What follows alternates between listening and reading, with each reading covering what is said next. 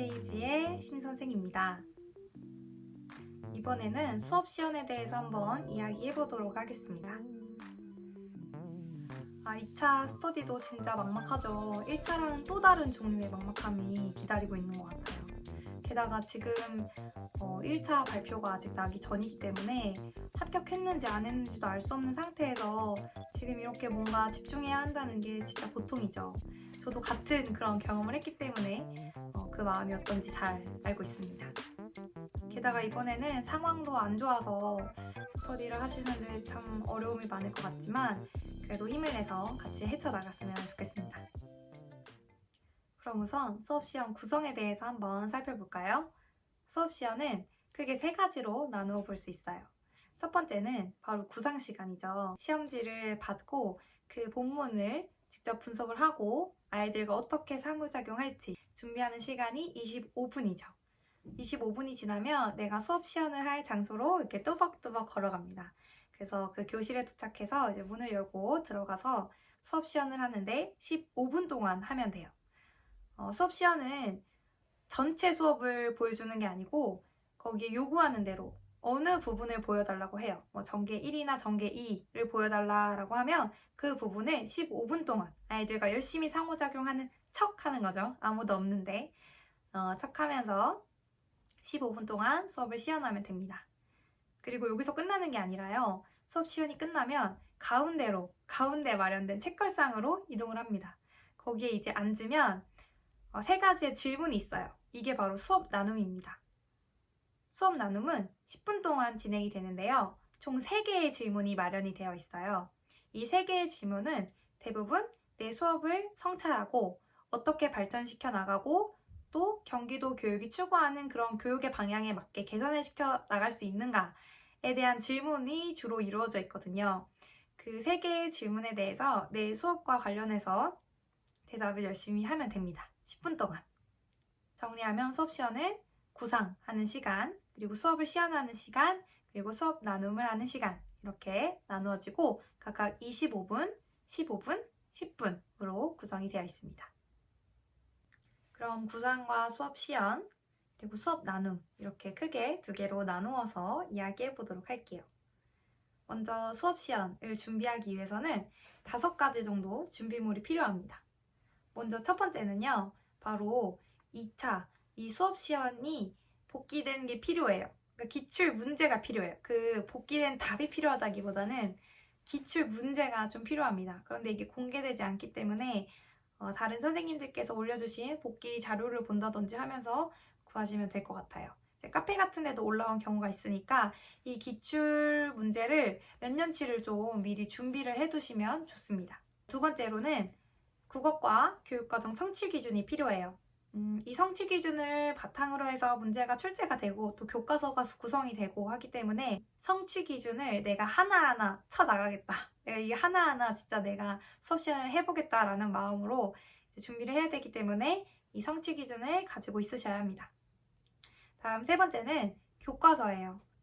이제 직접 기출이 다 고갈되고 나면 스터디원들과 문제를 만들어서 그걸로 수업 시연을 해야 하는데 가장 중요한 그런 자원이 교과서죠. 교과서가 필요하고 4번째로는 이 기출도 분석이 어느 정도 됐고 성취 기준도 어느 걸 할지 맡았고 하면 이제 교과서를 바탕으로 내가 문제를 만들어야죠. 그래서 그 만든 문제를 가지고 있어야 하고요. 다음 마지막으로는 수업 시연을 했으면 어떡하죠? 이제 스터디원들과 피드백을 나눠야 되잖아요. 그래서 이 피드백을 할 수 있는 메모지든 아니면 어떤 표를 만들어서 공유하시든 상관없어요. 피드백을 할 때 말로만 하기보다는 어떻게 적어서 주는 게 피드백을 받는 사람 입장에선 큰 도움이 되거든요. 그래서 어떻게든 뭔가 적어줄 수 있는 이런 피드백지를 가지고 있는 게 좋습니다. 그래서 이 5개가 있으면 이제 정말 스터디를 현명하게 진행할 수 있는 거죠. 준비물이 어느 정도 갖춰졌으면 이제 정말 스터디를 진행을 해야죠. 저는 첫날 어떤 걸 했냐면 제가 아까 말했던 그 기출을 가지고 랜덤으로 뽑아서 정말 즉석에서 수업 시연을 하는 것처럼 했어요. 25분 동안 당연히 구상 시간을 가지고 15분 동안 돌아가면서 수업 시연을 한 거죠. 저는 그게 제 생애 첫 수업 시연이었습니다. 정말 떠올리고 싶지 않아요. 얼마나 못했을지. 엄청 당황해하면서 막 어찌저찌 막 시간도 못 맞추면서 했던 기억이 나요. 그래도 그때 크게 두 가지를 얻었어요.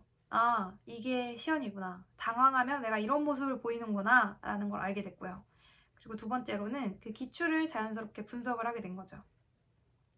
제 수업 시간이 끝나고 나서는 첫 수업 시간이었잖아요. 다른 선생님들도 그걸 아시고 또 기출도 처음이고 이런 걸 아시기 때문에 뭔가 어떤 태도나 이런 거에 대해서 피드백을 막 구체적으로 해주시기보다는 아이디어를 많이 공유했어요. 아, 이런 식으로 여기서 해보는 건 어떨까? 라는 식으로 이제 자연스럽게 아이디어를 공유하면서 기출을 분석하게 됐고요. 또 다른 선생님의 수업 시연하는 모습을 보면서 아, 이걸 이렇게 하면 되는 거구나 라는 걸 많이 깨달았던 것 같아요. 그래서 처음에 기출을 어쨌든 모든 스터디의 초석이죠, 기출이. 그래서 기출을 첫날에 같이 보면서 방향을 정했던 것 같아요. 직접 시연도 해보고요. 자존감이 많이 낮아졌죠. 그래서 두 번째 시간에는 무엇을 했냐면 완벽한 지도안을 가지고 왔습니다. 그 지도안은 어디서 났냐면 사범대생이시면 다 교생 갔다 온 경험은 있으시죠? 그 교생 때 썼던 지도안을 가지고 와서 그날 전개 1과 2를 15분 안에 해주세요 라는 식으로 이야기하면 그거에 맞춰서 수업 시간을 했는데요. 일단 이 두 번째 시간도 큰 도움이 됐어요. 첫 번째 스터디에서 엄청 자존감이 바닥으로 막 뚫고 들어갔잖아요. 근데 두 번째 날 내가 자신 있는 지도안을 가지고 스터디를 한 경우에는 나도 어느 정도 자신감이 있는 상태에서 내 시연을 보여줄 수 있었고 또 수업의 흐름을 잡는 데 큰 도움이 됐어요. 기출 문제를 보시면 아시겠지만 15분 동안 전체 수업을 15분에 압축해서 하라는 게 아니죠. 가장 핵심적인 부분, 내가 정말 유능한 교사가 될 수 있다는 걸 확인할 수 있는 부분만 골라서 이 부분을 15분 동안 하라는 거예요. 15분을 막 요약하라는 게 아니에요. 그 장면을 15분간 본다는 거죠. 그래서 그 인사부터 마무리까지 있는 지도안을 가지고 한번 부분을 잘라서 한다고 생각을 하니까 아, 수업 시연이 요구하는 게 이런 거구나 라는 걸 자연스럽게 알 수 있었고요. 또 내가 앞에서는 되게 당황하면서 못하는 그런 모습만 보여줬잖아요, 스터디원들에게. 그런데 내가 이렇게 준비된 지도안으로 할 때는 그렇게 못하는 사람이 아니다. 나도 이 정도는 할 수 있다 라는 걸 보여주고 또 내가 자신감 있는 모습은 어떤 건지, 내 수업의 장점은 무엇인지 스터디원들에게 보여줄 수 있어서 좋았던 경험이 되었던 것 같아요. 세 번째 시간부터는요, 이제 직접 문제를 만들고 그걸 바탕으로 서로 수업 시연을 하는 시간을 가졌죠. 이제는 어느 정도 좀 첫 번째, 두 번째 때 했으면 좀 감이 잡혔을 거예요. 일단 기출을 한번 봤기 때문에 문제가 이런 식으로 만들어지는 거구나 라는 걸 좀 깨달은 상태였거든요. 기출을 펴놓고 교과서를 보면서 문제를 만들고 그걸 밴드로 공유한 다음에 모인 날에는 25분 동안 구상을 하고 15분 동안 수업 시연을 했습니다. 그 성취 기준을 다 갖고 있잖아요. 그래서 중학교 1학년부터 고등학교 1학년까지 안에 있는 성취 기준 중에서 겹치지 않도록 골라서 문제를 만들어 오기로 했어요.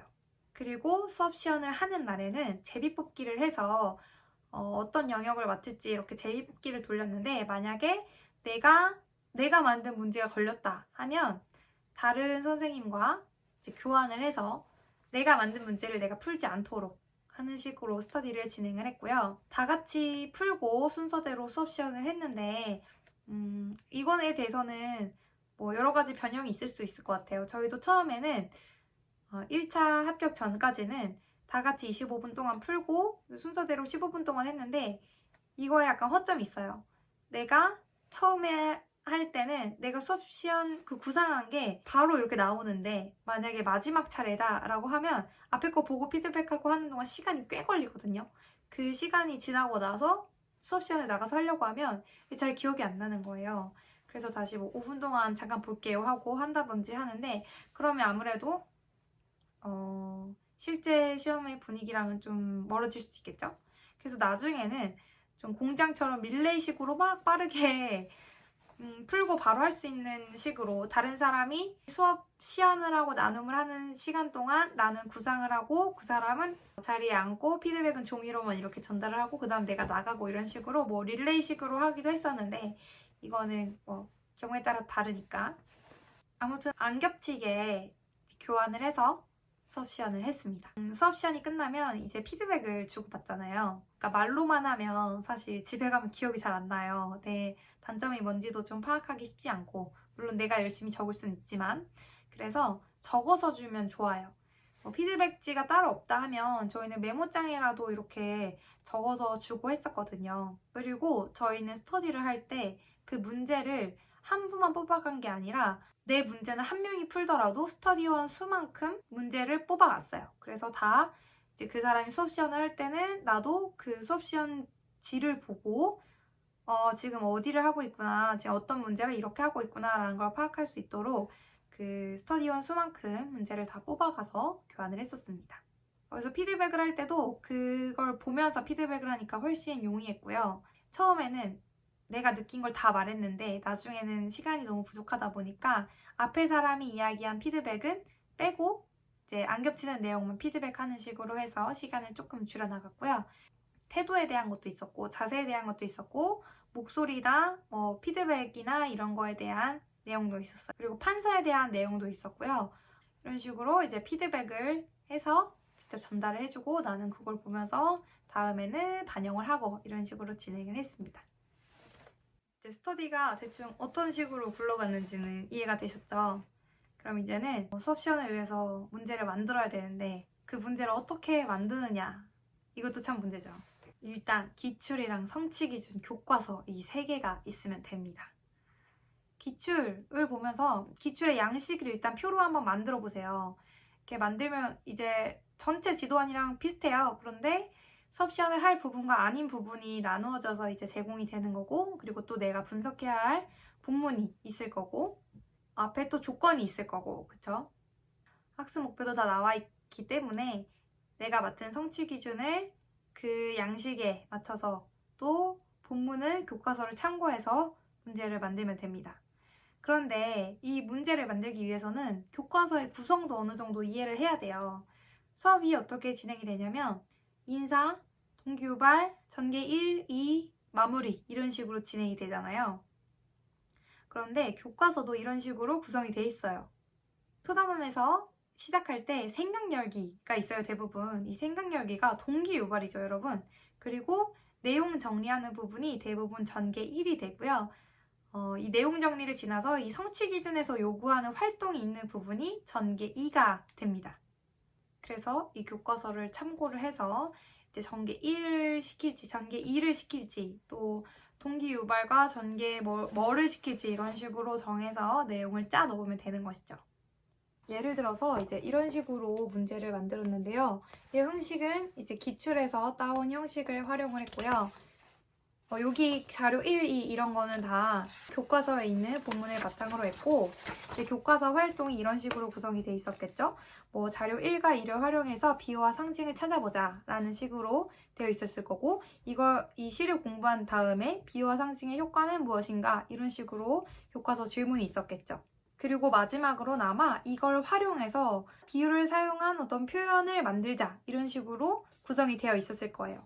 그래서 문제를 어떻게 만들었냐면 여기에 일단 학습 목표가 교과서에 구성이 돼 있고 이 학습 목표, 즉 성취 기준이죠. 이거에 따라서 교과서 활동이 구성돼 있어요. 그래서 첫 번째 학습 목표가 비유와 상징을 중심으로 시를 이해할 수 있다고 두 번째가 비유와 상징을 활용하여 효과적으로 표현할 수 있다잖아요. 그러면 전개 1은 대부분 이 학습 목표 1이 돼요. 그래서 시를 이해하는 거, 비유와 상징 중심으로 이해하는 거 또는 비유와 상징을 이해하는 게 전개 1이 되고요. 전개 2는 이제 이걸 활용하는 거, 표현하는 거. 이게 활동 2, 전개 2가 되는 거죠. 그래서 이 전개 1에 어떻게 문제를 냈냐면 자료 1과 2를 활용하여 비유와 상징을 찾는 활동을 진행할 것. 학습 목표 1과 일치하는 내용이죠. 그리고 나서 조건으로는 활동을 통해 비유와 상징의 효과를 도출할 것. 그리고 세 번째로는 학생 활동에 대한 교사의 구체적인 피드백을 제시할 것. 이렇게 전개 1에 기준을 제시했고요. 전개 2에는 이제 표현하는 게 나오잖아요. 그래서 학생들 간 활발한 소통이 이루어질 수 있도록 활동을 구성할 것, 구체적인 활동 결과를 하나 이상 포함할 것이라고 문제를 내주었습니다. 이게 다 교과서에서 비유와 상징을 활용한 표현을 만들어 보자가 있었을 거예요. 그럼 이걸 활용해서 이제 여기에 문제로 내고 조건에 이런 걸 많이 넣는 거죠. 구체적인 결과, 피드백 뭐 이런 거를 제시해라. 이런 식으로 그 밑에 조건들을 달아서 제시를 하면 됩니다. 그래서 이렇게 수업시험 문제를 만들 때는 교과서 학습활동을 중심으로 전개 1과 2를 구성을 하되 그 아래 조건들을 좀 자세하게 넣어주는 거죠. 학생들과 어떻게 상호작용하라든지 제가 시험을 봤을 때 2020년에는 질문을 하라는 식으로 문제가 나왔었죠. 그러니까 아마 이번에도 연습을 하실 때 그런 식으로 좀 더 구체적으로 문제를 출제하면 좋을 것 같아요. 네, 이렇게 문제를 만들었을 때 푸는 사람 입장에서는 구체적인 활동 결과를 하나 이상 포함하라는 건 내가 직접 만들라는 얘기죠. 그래서 항상 수업 시연을 준비할 때는 만드는 사람도 그렇고 푸는 사람도 그렇고 학생들의 대답을 내 머릿속으로 빠르게 이제 상상으로 만들어내는 게 중요한 것 같아요. 수업을 만드는 사람 입장에서, 그러니까 수업 시연 이 문제를 만드는 사람 입장에서도 그냥 문제를 내는 게 아니고 어떤 식으로 수업 장면이 구성됐으면 좋겠는지를 계속 머릿속으로 떠올리면서 문제를 만들면 좋을 것 같아요. 그리고 문제를 만들 때 대부분 2개씩의 활동을 묶었거든요. 동기 유발과 전개 2 또는 전개 1과 전개 2 이런 식으로 많이 묶었어요. 근데 어쨌든 전개 2가 항상 들어가게, 왜냐면 전개 2가 주로 학생이 직접 수행하는 활동이 많이 들어있거든요.